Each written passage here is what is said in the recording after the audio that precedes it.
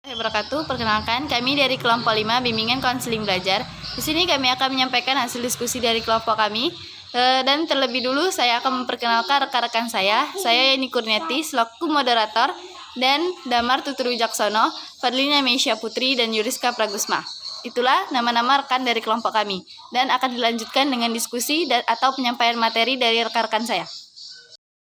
Di sini saya akan menyampaikan tentang fobia sekolah. Fobia sekolah adalah ketakutan yang luar biasa di luar profesi yang umum. Untuk berada di sekolah, ketakutan ini irasional sehingga tidak memungkinkan dihibur dengan keterangan bahwa tidak ada yang perlu dikhawatirkan di sekolah. Bentuk ketakutan ini bermacam-macam, tapi intinya ia menghindar berada di sekolah atau menolak pergi ke sekolah. Alasan untuk menghindar juga dapat bermacam-macam. Yang pertama, menghindar sekolah dengan alasan sakit, muntah-muntah dan sebagainya. Dan yang kedua, menghindar sekolah dengan menjelek-jelekan keadaan sekolah. Dan yang ketiga, menghindari sekolah dengan alasan takut tetapi tidak jelas apa yang ditakutnya. Baiklah, sekian dari saya. Di sini saya akan menjelaskan tentang faktor kegagalan dalam sekolah. Ada 5 poin faktor kegagalan dalam sekolah. Yang pertama adalah memiliki keyakinan yang salah. Faktor ini adalah faktor yang cukup berpengaruh pada kenapa orang dapat gagal meraih prestasi. Karena adanya keyakinan yang salah atau memiliki keyakinan yang negatif tentang berprestasi. Yang kedua adalah mempunyai tujuan yang tidak jelas. Alasan selanjutnya kenapa orang dapat gagal atau tidak memiliki prestasi tinggi di sekolah, itu karena dia memiliki tujuan yang tidak jelas.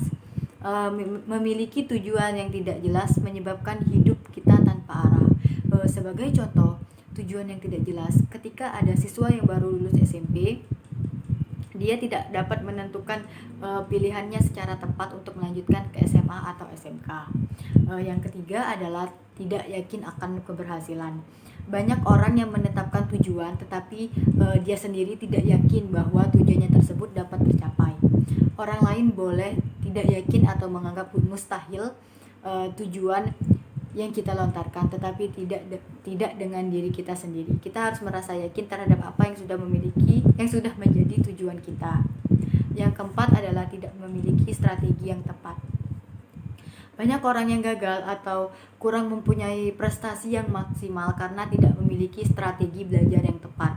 Untuk mencapai keberhasilan dalam bidang pendidikan, memerlukan perencanaan strategi yang tepat. Orang yang tidak mempunyai strategi yang tepat, maka tindakan yang dilakukan menjadi kurang tepat. Dan yang terakhir adalah tidak memiliki program belajar. Setinggi apapun keinginan kita untuk meraih prestasi belajar, tidak akan tercapai bila tidak memiliki program belajar yang tepat. Tidak memiliki program belajar berarti kita tidak memiliki pedoman atau langkah-langkah yang harus dilakukan untuk mencapai sebuah tujuan. Tidak memiliki program belajar juga menyebabkan kita sulit mengevaluasi terhadap hasil atau persiapan yang kita lakukan. Di sini saya akan menjelaskan mengenai permasalahan belajar yang ketiga, yaitu perilaku menyontek. Apa sih perilaku menyontek itu?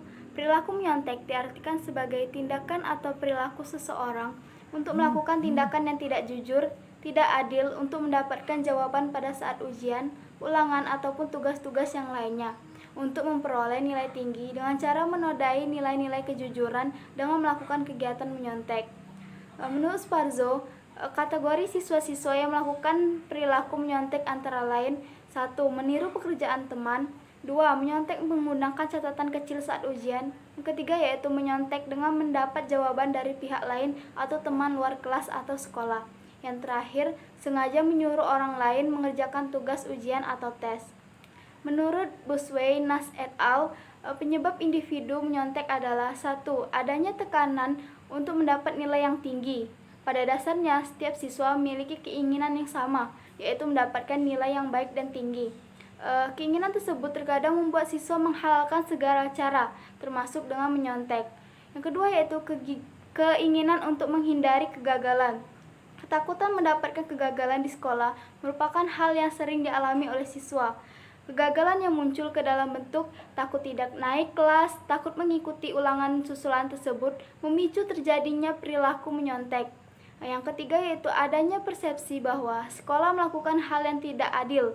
Sekolah dianggap hanya memberikan akses ke siswa-siswa yang cerdas dalam berprestasi, sehingga siswa-siswi yang memiliki kemampuan menengah merasa tidak diperhatikan dan dilayani dengan baik. Yang keempat yaitu kurangnya waktu untuk menyelesaikan tugas sekolah.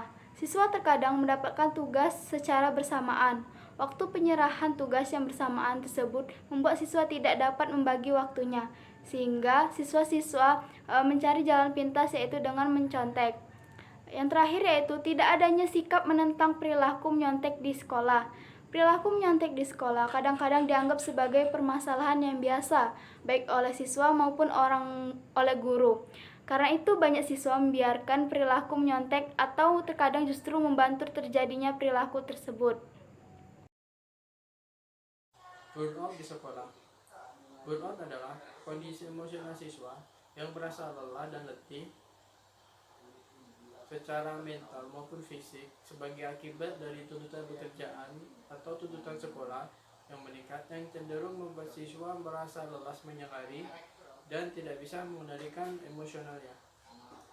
Ada beberapa tanda siswa mengalami burnout di sekolah. Yang pertama, terdapat perasaan gagal di hati. Yang kedua, terdapat rasa bersalah dan menyalahkan. Dan yang ketiga, perasaan capek dan lelah sepanjang hari. Yang keempat, sering demam atau flu atau sering sakit-sakitan.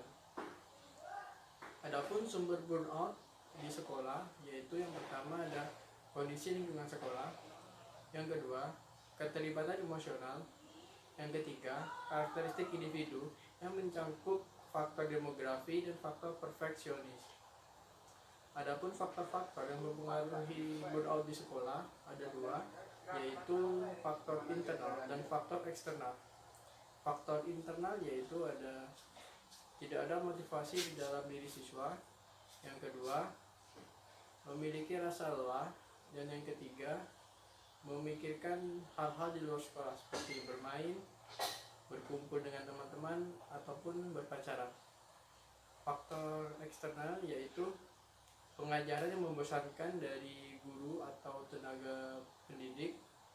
Yang selanjutnya ada orang tua yang selalu menuntut hal-hal pada anak yang di luar batas kemampuan anak. Yang ketiga, tidak ada kecocokan antara pertemanan dengan teman-teman dalam satu kelasnya. Adapun upaya konselor dalam mengalami siswa burnout di sekolah yaitu ada tiga. Yang pertama yaitu membuat sesuatu yang menarik setiap saat di lingkungan sekolah agar siswa merasa terhibur dan tidak merasa terlalu tegang dalam bersekolah. Yang kedua ada kurangi kata-kata yang bersifat mencela atau menyakiti siswa. Yang ketiga, dukung semua apa yang diinginkan siswa selagi yang diinginkan tersebut bersifat positif, serta selalu memberikan saran-saran ataupun nasihat agar siswa tersebut tidak mengalami lelah, jenuh, dan tegang pada saat pembelajaran. Hasil diskusi dari kelompok kami, apabila ada kata yang salah ataupun menyinggung, saya mohon maaf, kepada Allah saya mohon ampun. Saya akhiri wabillahi taufiq wal hidayah. Wassalamualaikum warahmatullahi wabarakatuh.